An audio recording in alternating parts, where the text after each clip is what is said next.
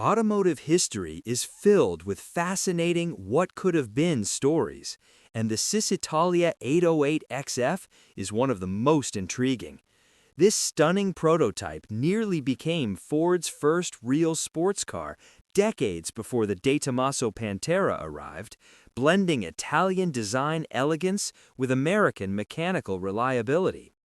Now being auctioned, the 808XF offers a rare glimpse into a collaboration that could have changed the trajectory of Ford's sports car legacy.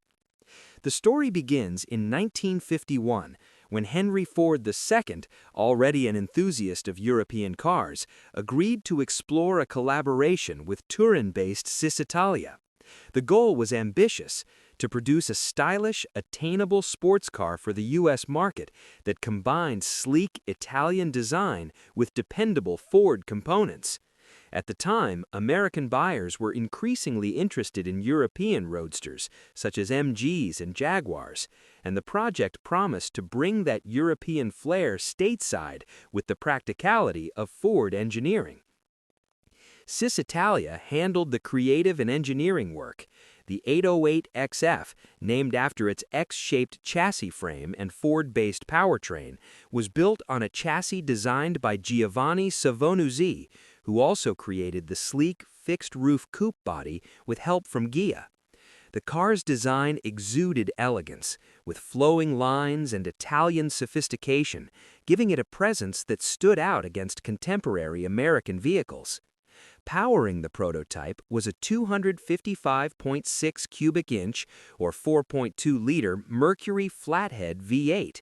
Equipped with twin Holley carburetors and coupled to a Ford 3-speed manual transmission, the engine offered solid performance for its day. On paper and in reality, the 808XF promised both style and speed, providing a true transatlantic blend of Italian flair and Detroit durability. However, when the prototype arrived in the U.S. in 1952, Ford engineers and executives faced a cold reality. Production costs were far higher than anticipated, making the project financially unfeasible. Even two additional prototypes with Vignale bodies failed to sway the decision-makers. The 808XF was ultimately shelved, never reaching mass production, and Ford walked away from the project.